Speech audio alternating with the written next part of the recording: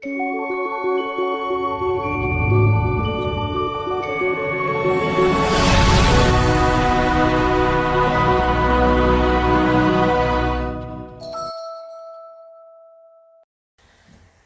nama Bapa dan Putra dan Roh Kudus, amin.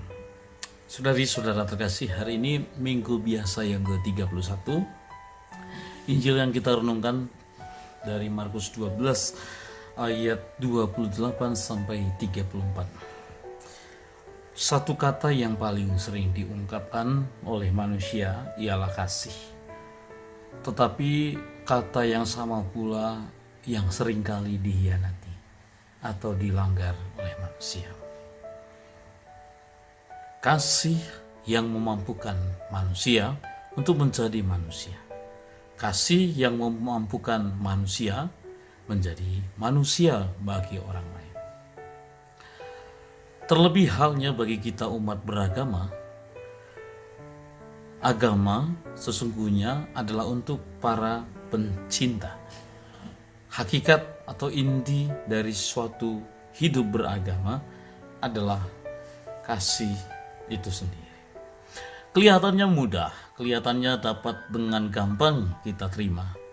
Tapi dalam kenyataan hidup kita, tidak sedikit umat beragama yang mensumberkan keselamatan dari pelaksanaan hukum, norma-norma, aturan atau peraturan-peraturan. Dan tidak sedikit pula seorang beragama yang sejati, seorang yang beriman sejati dicapai atau dimengerti sebagai orang yang taat pada aturan, orang yang menjalankan aturan. Ketika lalu seseorang umat beragama atau seorang yang beriman mensumberkan inti hidup beragama pada pelaksanaan aturan demi aturan, norma demi norma, maka bukan pencinta yang muncul, tapi yang muncul kemudian adalah penuduh, hakim, bahkan menjadi hukum atas orang lain. Nah, ini penting sekali karena ternyata di zaman Yesus agama itu disamakan dengan pelaksanaan setumpuk aturan, pelaksanaan norma-norma. Seorang beragama yang baik adalah kalau dia melaksanakan hukum Sabat, dia melaksanakan tradisi-tradisi nenek moyang, dan apa yang diwajibkan terkait dengan hal itu. Nah, maka ketika saat ini, hari ini ahli Taurat datang menemui Yesus dan bertanya kepada Yesus, hukum apakah yang terutama? Bukan sebagai suatu ujian bagi Tuhan, tetapi pada saat itu ada begitu banyak hukum, ada begitu banyak aturan yang kira-kira sama pentingnya satu dengan yang lain. Sehingga orang lalu menjadi bingung, menjadi bertanya-tanya, sesungguhnya apa arti hukum itu? Nah, Tuhan Yesus datang membawa pembaharuan. Ketika pertanyaan ini diajukan kepadanya, Yesus selalu menjawab, hukum yang terutama dalam hidup beragama adalah kasih kepada Allah dan kasih kepada sesama. Keduanya ibarat dua sisi dari mata uang logam yang sama. Mengasihi Allah, mengasihi sesama. Dan mengasihi ini ditunjukkan bagaimana caranya ketika Yesus melengkapinya dengan berkata, kasihilah dengan segenap hati, dengan segenap budi, dan segenap jiwamu. Saudara-saudari yang terkasih, tidak sedikit dalam sejarah hidup beriman bahwa orang gagal untuk mencari dan menemukan esensi dalam hidup beragama. Banyak orang yang gagal untuk menemukan sumber utama hidup beragama, hidup percaya kepada Tuhan. Tidak sedikit orang yang tergoda untuk bahkan menyimpangkan tentang apa tujuan kita beriman, tujuan kita beragama. Syukur kepada Tuhan. Yesus hari ini menyampaikan intisari dari seluruh hukum yang menjadi sumber dari segala hukum.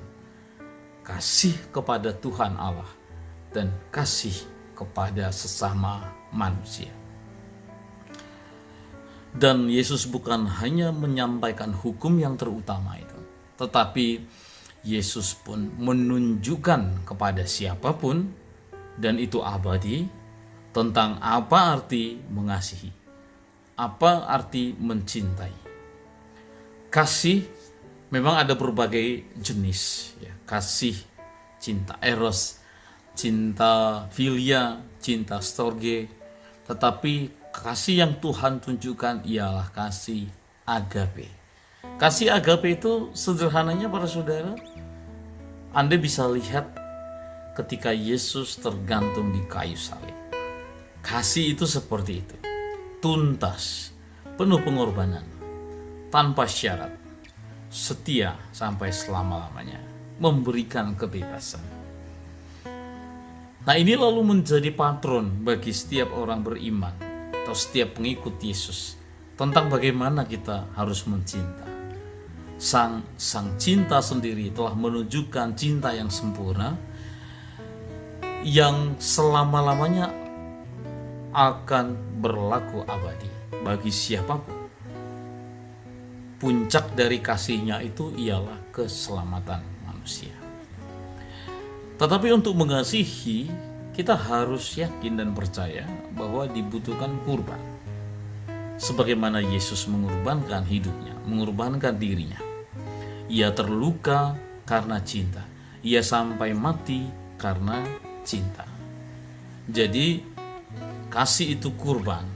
Kurban itu luka. Kurban itu menyakitkan, tapi lalu membawa sukacita, kebahagiaan bagi orang yang kita cintai. Kembali tadi di awal saya katakan, satu kata yang paling sering kita ungkapkan, cinta. Tapi satu kata yang sering pula kita ingkari juga cinta. Apakah lalu banyaknya cinta yang kita ungkapkan juga tampak nyata dalam perbuatan cinta itu sendiri? Atau jangan-jangan banyaknya cinta yang kita ungkapkan tidak sebanding dengan sedikitnya perbuatan cinta yang kita lakukan? Atau malah kita mungkin menyakiti hati istri kita, menyakiti hati anak-anak kita, menyakiti hati suami kita. Saudari-saudara terkasih, agama sekali lagi hanya untuk para pencinta. Cinta kepada Allah dan cinta kepada sesama menjadi pesan penting bagi kita dan berlaku untuk sepanjang segala abad. Ternyata bukan hanya di sekolah, bukan hanya di perguruan tinggi, bukan hanya di instansi-instansi pendidikan kita perlu belajar. Ternyata dalam kehidupan ini kita perlu belajar terus untuk mencinta, belajar untuk mengakui kelemahan diri, lalu belajar dengan rendah hati untuk datang kepada Sang Cinta itu sendiri. Semoga melalui cinta Kristus kita juga semakin yakin akan betapa kita dikasihi. Karena hanya dengan seberapa besarnya kita yakin dikasihi, sebesar itu pula kita memiliki sesuatu untuk kita bagikan sebagai wujud cinta kita kepada orang lain. Berkat dan kasih Tuhan selalu menyertai kita semua, Bapa dan Putra dan Roh Kudus. Amin.